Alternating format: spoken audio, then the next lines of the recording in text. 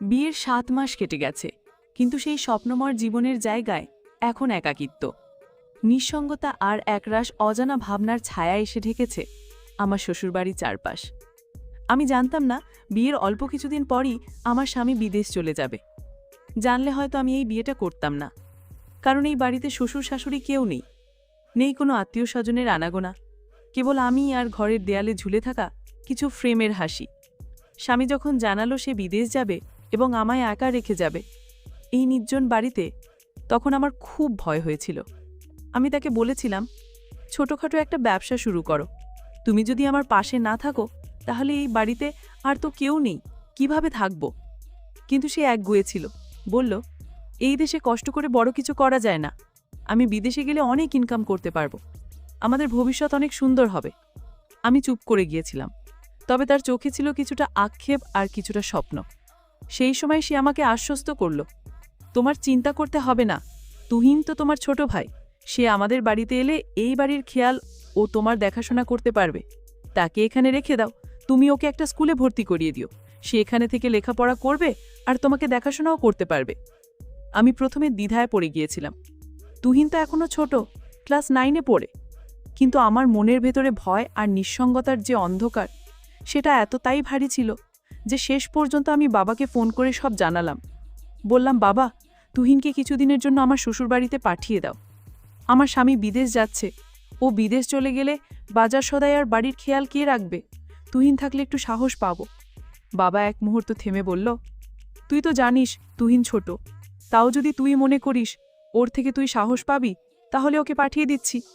তারপরই ঠিক হয়ে গেল, আমার স্বামী যাবার 3 দিন আগে তুহিন আমাদের বাড়িতে চলে এলো। হালকা ব্যাগ, বই খাতা আর চোখে কিছুটা কৌতূহল, কিছুটা দায়িত্ববোধ নিয়ে সে ঢুকলো বাড়িতে। আমাকে দেখে বলল, আপু, আমি আছি, তুমি কোনো চিন্তা করো না, দুলাভাই যাক, তুমি চিন্তা করো না, বাজার করা থেকে শুরু করে ঘরের সবকিছু আমি সামলাবো, তুমি শুধু আমাকে বলো কি দরকার। আমি তার এই আত্মবিশ্বাস দেখে অবাক হয়ে গিয়েছিলাম আর একটু হাঁপ ছেড়ে বেজেছিলাম। তারপর 3 দিনের মধ্যে আমার স্বামী বিদেশ চলে গেল। ভোরবেলা বাসস্ট্যান্ডে ওকে বিদায় দিয়ে এসে আমি আর তুহিন পাশাপাশি হাঁটছিলাম, জেনে জীবনের নতুন এক অধ্যায় শুরু হচ্ছে। প্রথম 2-3 দিন সবকিছু বেশ স্বাভাবিক লাগছিল। তুহিন নিয়ম করে স্কুলে যায়, এসে আমার জন্য কিছু বাজার করে আনে, ঘরের কাজেও সাহায্য করে। ওর মধ্যে একটা পরিণত ভাব আমি খেয়াল করছিলাম। যদিও সে ছোট, তবু যেন কথাবার্তায় একটা নির্ভরতা ছিল। কিন্তু তারপর ধীরে ধীরে কিছু ছোটখাটো অদ্ভুত জিনিস খেয়াল করতে থাকলাম, যেগুলো শুরুতে গুরুত্ব দিইনি। যেমন ঘরের দরজাগুলো একটু খোলা থেকে যায়, আমার ব্যবহৃত জিনিস এক জায়গার জিনিস অন্য জায়গায় রাখা, একটু এদিক ওদিক, কিংবা তুহিন মাঝে মাঝে অদ্ভুতভাবে তাকিয়ে থাকে আমার দিকে। আমি ভাবি, ও তো ছোট ভাই, হয়তো কল্পনায় কিছু ভাবছে বা হয়তো কেবল চিন্তিত হয়ে আছে। কিন্তু আমার মনে এক অজানা অস্বস্তি বাসা বাঁধছিল, যা আমি ঠিক ধরতে পারছিলাম না। হয়তো নতুন নতুন বাড়িতে আসার জন্য। তবে একদিন এমন কিছু ঘটল যেটা আমাকে বাধ্য করলো ভাবতে, তুহিনের এই বাড়িতে আসা কি শুধু আমার দেখাশোনা করার জন্য, নাকি এর আড়ালে লুকিয়ে আছে কোনো অদৃশ্য রহস্য? স্বামী যখন বিদেশ পাড়ি জমালো, তখন মনের ভেতরটা এক অদ্ভুত শূন্যতায় ডুবে গেল, যেমন কেউ হঠাৎ পায়ের নিচ থেকে মাটি সরিয়ে নেয়। বাড়ির প্রতিটি দেয়ালে, জানালায়, এমনকি রান্নাঘরের টিনের ছাদের শব্দেও নিঃসঙ্গতার ছায়া বসেছিল। কিন্তু তুহিন ছিল বলে সাহস পেয়েছিলাম, কারণ ও বলেছিল, আপু, তুমি একা নাও এই বাড়িতে, আমি আছি, যতদিন দুলাভাই না আসে আমি এই বাড়িতেই থাকব। আমি ওর কথায় ভরসা পেয়েছিলাম, স্কুলে ভর্তি করিয়ে দিয়েছিলাম। ক্লাস 9-এ ওর নতুন যাত্রা শুরু হয়েছিল। দিনে স্কুল, বিকালে বাজার আর রাতে বই নিয়ে বসে পড়া, সবকিছু বেশ নিয়ম মাফিক চলছিল। কিন্তু কদিন না যেতেই একটা অদ্ভুত পরিবর্তন চোখে পড়ল। তুহিনের কথাবার্তা কেমন যেন গম্ভীর হয়ে গেল। ওর চোখে মুখে ছিল এক ধরনের অস্বস্তি, চিন্তার ছাপ। একদিন হঠাৎ সে বলল, আপু, আমি তো আসলে শুধু দুলাভাই যাওয়ার সময় তোমাকে সাহস দিতে এসেছিলাম, যাতে তোমার কোনো চিন্তা না হয়। এখন তো উনি চলে গেছেন, আমি বাড়ি চলে যাই। আমি থমকে গিয়ে বললাম, তুই তো নিজেই বলেছিলি যতদিন দুলাভাই আসবে না ততদিন তুই থাকবি, এই বাড়ির খেয়াল রাখাবি, এখন হঠাৎ করে চলে যেতে চাস কেন? তুহিন একটু চুপ করে রইল, তারপর বলল, আপু, সত্যি বলতে এই বাড়িটা আমার ভালো লাগছে না, কেমন যেন অস্বাভাবিক লাগে। একা একা মনে হয়, মাঝে মাঝে মনে হয় কেউ যেন তাকিয়ে আছে, বা ঘরের বাতাস ভারী হয়ে যায়। আমি ওর দিকে অবাক হয়ে তাকিয়েছিলাম। তুই কি ভয় পাচ্ছিস? তুহিন বলল, ভয় না, কিন্তু একটা অস্বস্তি হয়, যেন সবকিছু খুব নিঃশব্দ আর অচেনা হয়ে গেছে। তাছাড়া দুলাভাই তো নেই, তুমি একা আছো। আমি তাকে বললাম, দেখ তুহিন, আমি তো তোকে বলেছি তুই থাক, আর তুই থাকলে আমার ভালো হয়। তুই যদি এই বাড়িতে না থাকিস, তাহলে এই বাড়ির দেখাশোনা কে রাখবে? তুহিন খানিকক্ষণ চুপ থেকে বলল, আপু, আমি থাকব, তবে আমার একটা কথা রাখতে হবে। আমি হেসে বললাম, বল, কি চাই? ওর মুখটা হঠাৎ গম্ভীর হয়ে গেল। বলল, তুমি সেটা আমাকে কখনো দেবে না। আমি অবাক হয়ে বললাম, তুই চাইবি আর আমি না দিব, এটা কি হয়? সে বলল, তাহলে শোনো, আমি এখনই বলবো না, পরে বলবো। আমি হেসে বললাম, আচ্ছা, পরে বলিস। এরপর কিছুদিন সবকিছু স্বাভাবিক মনে হচ্ছিল, কিন্তু আমি মনে মনে ভাবছিলাম তুহিন কিছু একটা মনে লুকিয়ে রেখেছে। মাঝে মাঝে রাতে আমি রান্নাঘরে পানি নিতে যাই, দেখি সে জেগে বসে আছে। আবার কখনো দেখি জানালার পাশে দাঁড়িয়ে বাইরে তাকিয়ে আছে, যদিও বাইরে তেমন কিছুই নেই। একদিন আমি জানতে চাইলাম, তুই রাতে এত জাগিস কেন? তুহিন একটু চমকে গিয়ে বলল, ঘুম আসছিল না আপু। আমি আর কিছু বলিনি, কিন্তু এরপর একটা দিন এলো যেদিন ও আমার মুখোমুখি হয়ে বসল এবং বলল, আপু, তুমি বলেছিলে আমার কথা রাখবে, তাই না? আমি বললাম, হ্যাঁ বল। ও বলল, তুমি আগে কথা দাও, রাগ করবে না। আমি একটু অবাক হলেও বললাম, আচ্ছা, রাগ করব না। তখনও বলল, তুমি দুলাভাইকে অনেক ভালোবাসো, তাই না? প্রশ্নটা শুনে আমি একটু থমকে গেলাম। তারপর বললাম, হ্যাঁ, স্বামীকে তো ভালোবাসতেই হয়। তুহিন মাথা নিচু করে বলল, আমি জানি তুমি আমাকে সবসময় একজন আপনজনের মতোই দেখো, কিন্তু আমি একা এই বাড়িতে থাকতে থাকতে অনেক বিষয় নিয়ে দ্বিধায় পড়ে গেছি, যেগুলো হয়তো ঠিক না, কিন্তু আমি চাইলেও ধারণা থেকে নিজেকে সরাতে পারছি না। আমি গম্ভীরভাবে বললাম, তুই এখনই নিজেকে সামলে নে। তুই তো আমার ছোট ভাইয়ের মতো, আমাদের সম্পর্ক পবিত্র। তুই তো আমাকে ভুলভাবে ভাবতে পারিস না।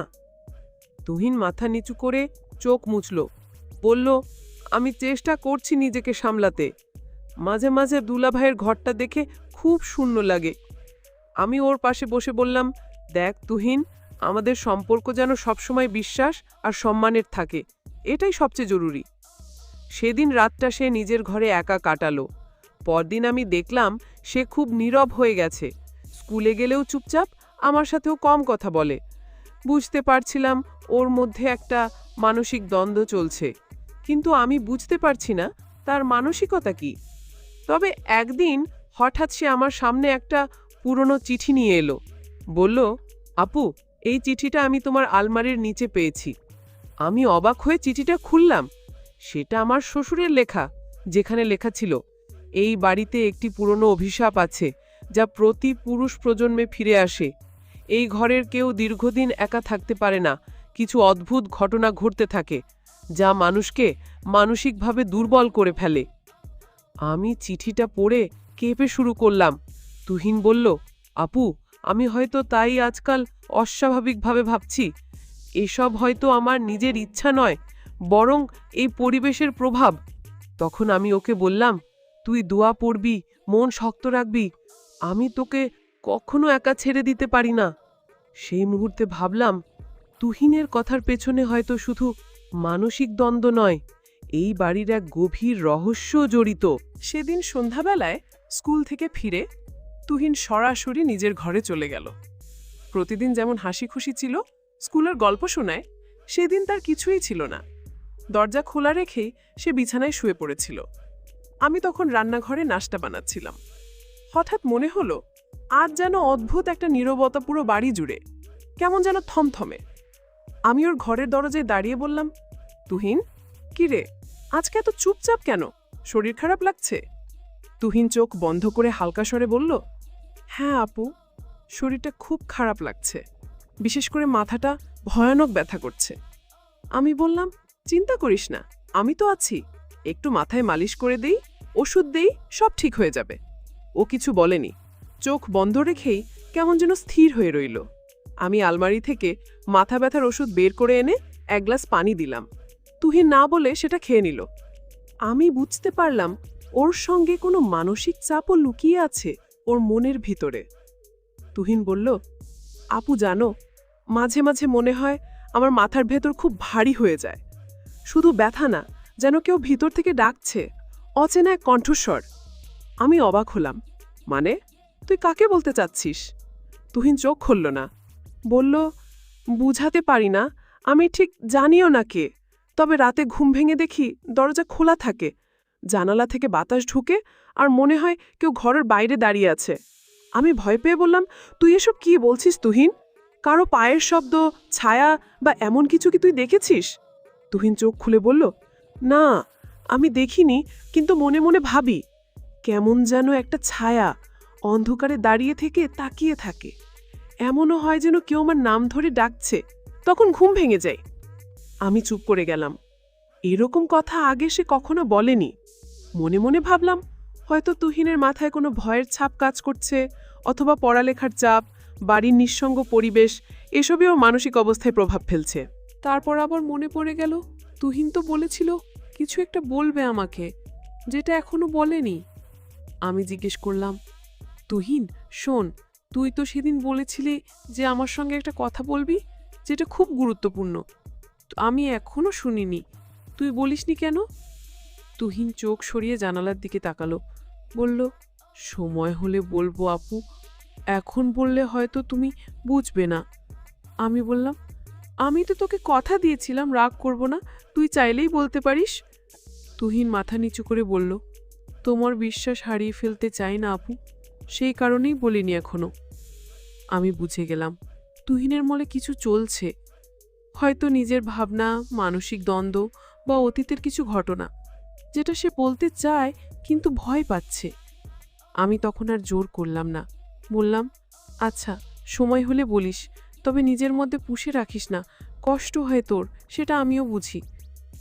তুহিন ধীরে ধীরে ঘুমিয়ে পড়ল। আমি ওর পাশে বসে চুপ করে ওর মুখের দিকে তাকিয়ে রইলাম।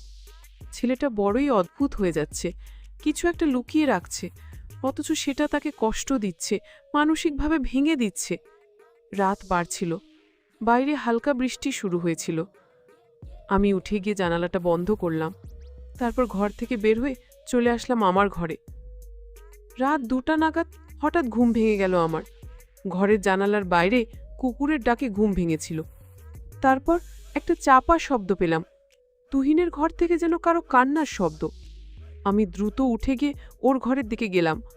দরজাটা আধা খোলা ছিল। আমি ভিতরে গিয়ে দেখলাম তুহিন বিছানায় বসে কাঁদছে। আমি বললাম, তুহিন কি হয়েছে রে, দুঃস্বপ্ন দেখেছিস? তুহিন মাথা নিচু করে বলল, আমি ঠিক আছি আপু, একটু কষ্ট হচ্ছিল, নিজের উপর খুব রাগ হচ্ছে। আমি ওর পাশে গিয়ে বসে বললাম, তুই একা কষ্ট পাবি না, আমি তোর বড় বোন, তোর কি হয়েছে আমাকে বল। তুহিন আমার দিকে তাকিয়ে হালকা হাসল, তবে সেই হাসিতে ব্যথা লুকিয়েছিল। সে বলল, আপুর মতো কেউ পৃথিবীতে নেই যাকে সব বলা যায়, কিন্তু সব বলা যায় না বলেই সবচেয়ে কাছের মানুষটাকেই কষ্ট দিই। আমি চুপ করে ওর কথা শুনলাম। যাই হোক, তুই তো জানিস আমি তোকে কত ভালোবাসি।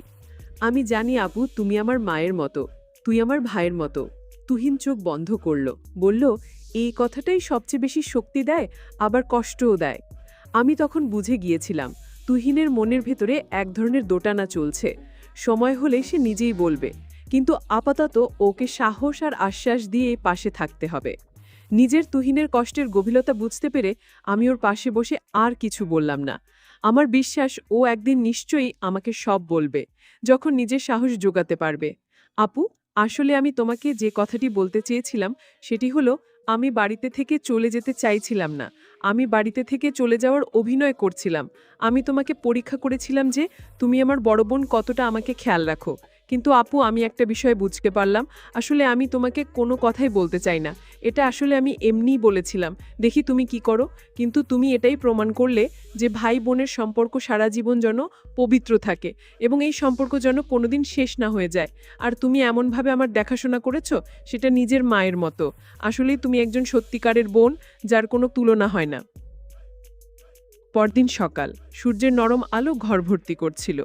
তুহিন আজ একটু হালকা লাগছিল, কিন্তু ওর চোখে সেই দৃষ্টির ছায়া মুছে যায়নি। ওর মধ্যে এখনও লুকানো সেই গল্প, সেই বেদনাই যেন ছিল। আমি ওকে খাওয়াতে নিয়ে আসলাম। ওর প্রিয় প্যানকেক আর চায়ের কাপ হাতে দিয়েছিলাম। তুহিন ধীরে ধীরে খেতে লাগলো। এভাবেই আমাদের গল্প শেষ হলো। এক ভাই বোনের অটুট বন্ধন, যেখানে ভালোবাসা আর বোঝাপড়াই ছিল সবচেয়ে বড় অস্ত্র। জীবনের যে কোনো ঝড়কে আমরা একসাথে মোকাবেলা করব, কারণ আমরা পরিবার। বন্ধুরা, আজকের গল্পটি এখানেই শেষ করলাম। যদি গল্পটি ভালো লাগে তাহলে অবশ্যই আমার চ্যানেলটিকে সাবস্ক্রাইব করে পাশে থাকবেন। ধন্যবাদ।